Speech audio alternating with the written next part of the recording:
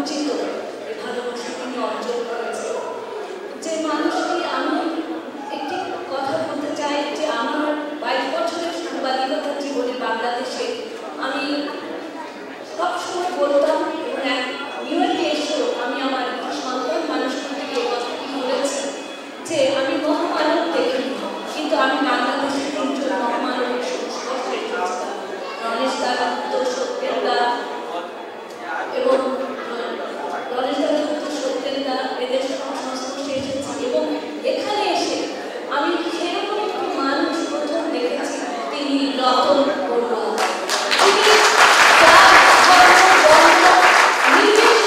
সবার উপরে দাঁড়াতে পারেন এমন মানুষ সত্যি হয় না। এ শুধু মুখে বলা নয়, এ শুধু মুখের থেকে উচ্চারিত দুটো শব্দ নয়, এটি একটি বাস্তবতা। তিনি রতন বড়ুয়া, যিনি মানুষকে নিঃস্বার্থভাবে ভালোবাসতে পারেন, তার জাত ধর্ম পাত তার কাছে বড় নয়। সেই মানুষটির প্রতি আমাদের সকলের প্রণাম, শ্রদ্ধা। আমি আশা করি এবং আমি বিশ্বাস করি যে উপরওয়ালা তাকে রোগমুক্ত করবেন এবং তিনি সবসময় আমাদের সঙ্গে থাকবেন। তিনি সবসময় এই আমাদের প্রাণকে স্পর্শ করবেন, কারণ তিনি আমাদের অনুপ্রেরণার উৎস। এমন মানুষ কোথাও খুঁজে পাওয়া যায় না। রতন বড়ুয়া, আবার আপনাকে আমার হৃদয় বিপ্লব ও প্রণাম, শ্রদ্ধা, ভালোবাসা। আপনার শুভ কামনা করি, আপনার রোগমুক্তি কামনা করি। আপনার মতো মানুষ বেঁচে থাকুক আমাদের মাঝে, যাতে এই ক্রান্তিকালে আমাদের বাঙালি জাতির জন্য আমি বলবো যাতে আমাদের ভেতরে মনুষ্যত্ববোধের জন্ম হয়। ধন্যবাদ।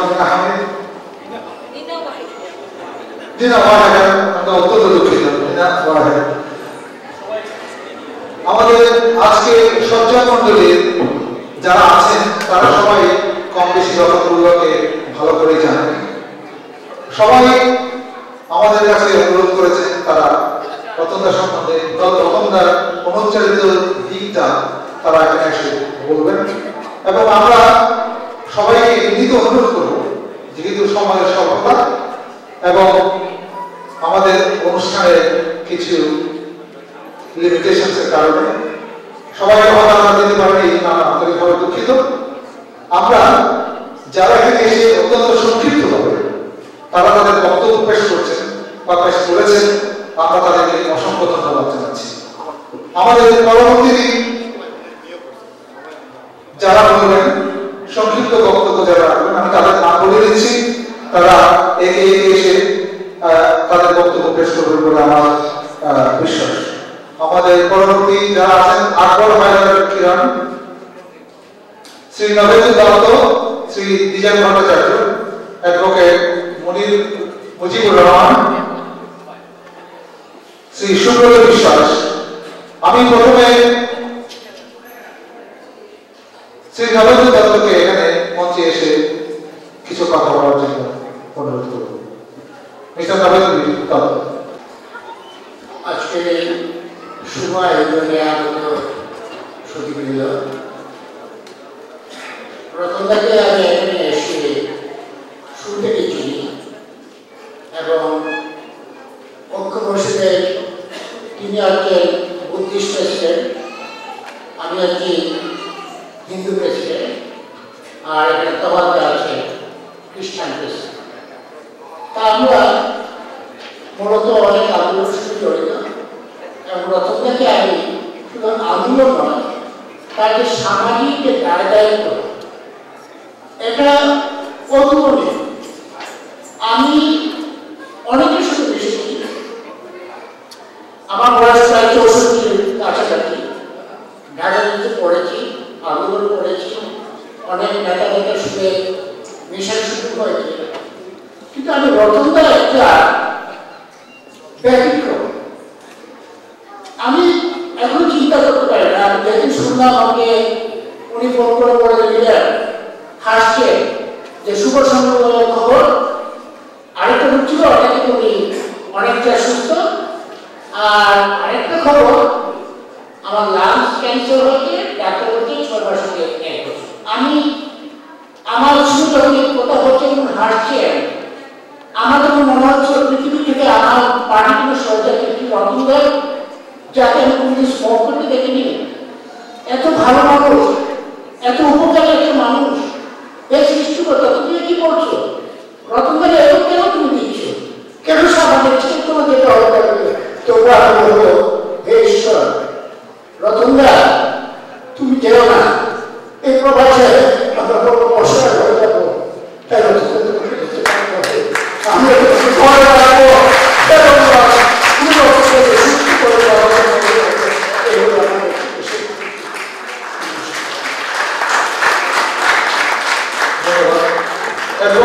রহমানকে মঞ্চে আসার জন্য অনুরোধ করছি। এরপরে আসবেন আকবর হায়দার কিরণ।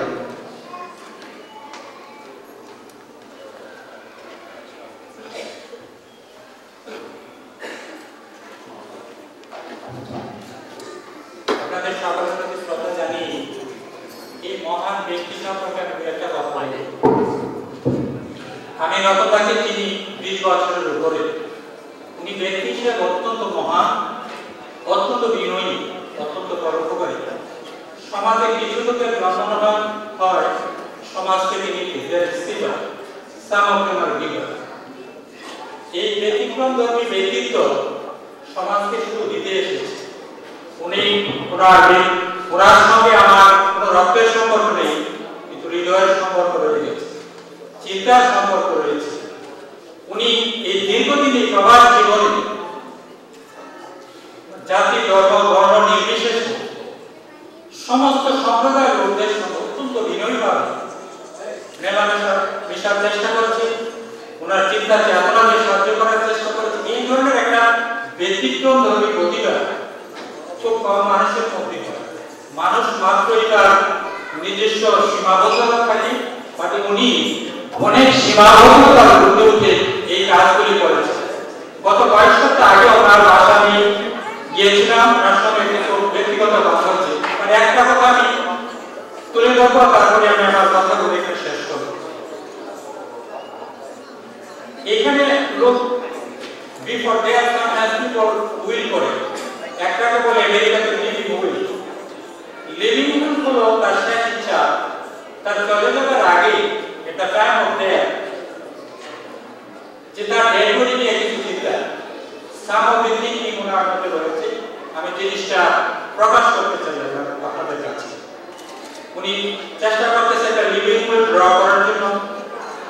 ওনার এক্সেন্সে ওনার কোনো শরীর অঙ্গপ্রত্যঙ্গ মানব কল্যাণে যদি কোনো কাজে আসে, এমন একজন মহান ব্যক্তি আমাদের মাঝে আছে, এটা চিন্তার বাইরে। এবং এই সুশিক্ষা এই মানব সমাজের প্রত্যেকটা লোকের জন্য, মানুষ মানুষের জন্য যা করতে পারে এই ব্যক্তির মধ্যে তা রয়েছে। কারণ আমরা ধর্মীয় অনেক বিধিনিষেধের কারণে অনেক সীমাবদ্ধতার উপরে করতে চাই না, বাট এই মহান ব্যক্তির মধ্যে সেই গুণ রয়ে গেছে। যাই হোক, আমি আপনাদের সময় নেই না, আপনাদের সকলকে ধন্যবাদ। এবং আমি আশা করি উনি আরো অনেকদিন আমাদের মাঝে বেঁচে থাকবে এবং ওনার এই কাজ, চিন্তা, চেতনাগুলি আরো অব্যাহত রাখবে। ধন্যবাদ। ধন্যবাদ। আকবর হায়দার কিরণ আমাদের পরবর্তী জনাব আকবর হায়দার কিরণ। শুভ সন্ধ্যা। আমি এখানে বক্তৃতা করতে আসিনি, আসলে অডিয়েন্সে বসে একটু পরপরেই চোখে পানি আসছে, খুব স্বাভাবিকভাবে। কারণ আমি সবসময় রতনদার কাছ থেকে ঈদের দিন সবার আগে টেলিফোন পাই, কয়েকদিন আগে পেয়েছি, কোরবানিতে পেয়েছি। রতনদা মানে আমি এখানে অন্যদের অনেকে যেভাবে কথা বলছে সেভাবে কথা বলবো না। I don't like to say you goodbye. আপনি আমাদের মাঝে থাকবেন and miracle will happen. আপনি ভালো হয়ে যাবেন, আমরা সবাই আপনাকে সবসময় পাবো। মানে আপনাকে আমরা সবাই ভালোবাসি, আমাদের ভালোবাসার কারণে you do it us, inshallah. Okay? I love you. I love you very much.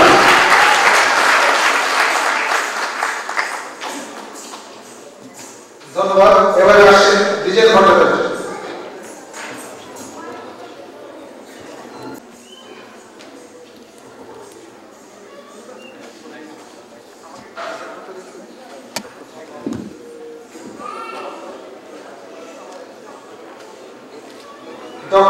Jiten Roy.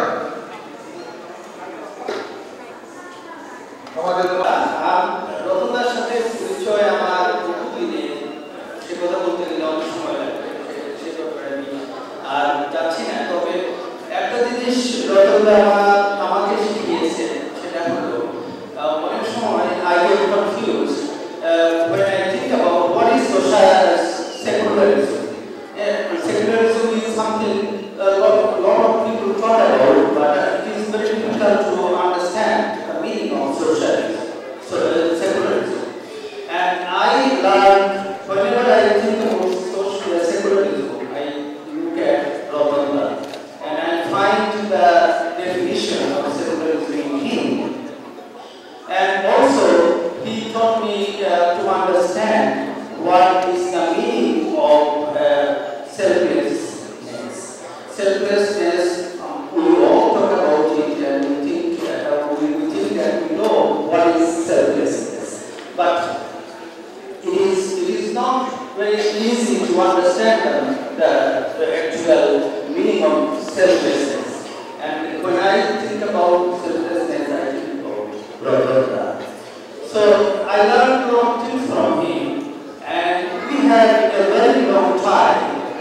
I met him in 1990, sometime around that time, and he was the only one who was trying to organize Hindu, Buddhist, Christian unity council, and he was looking for some people to organize this organization, and he somehow found my telephone number and he called me, and he became the first president of that organization. Nobody wanted to take that responsibility, but he took it, and from then on we have been working together, and he has done so much for this organization, and he went beyond that. And many times I have received his call, and he said that he's working alone, nobody wants to come back to this organization. But fortunately, that organization has grown, and it has been influenced quite substantially. Now, Rotunda has some kind of illness, which is I'm quite familiar with because of my work. I work in cancer treatment field, so I know what he is going through.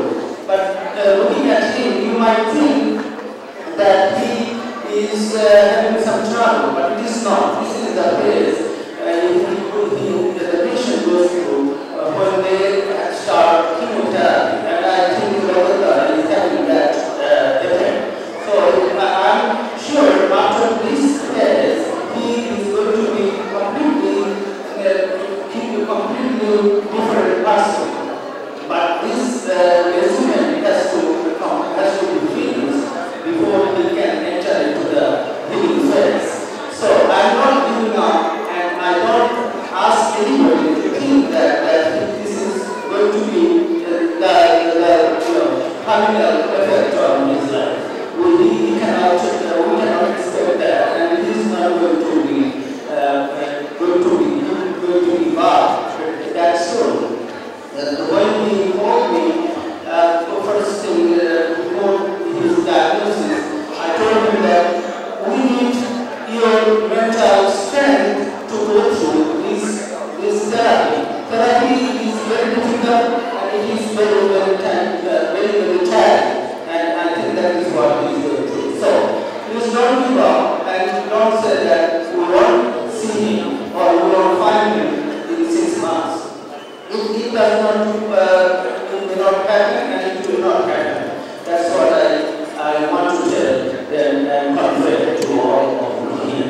Thank you so much, Rotunda. Thank you. Thank you. আমাদের দর্শক শ্রোতাদের অবগতির জন্য জানানো যাচ্ছে যে আমাদের এখানে ডিনারের ব্যবস্থা আছে, এবং এরপরে আমাদের আরো কিছু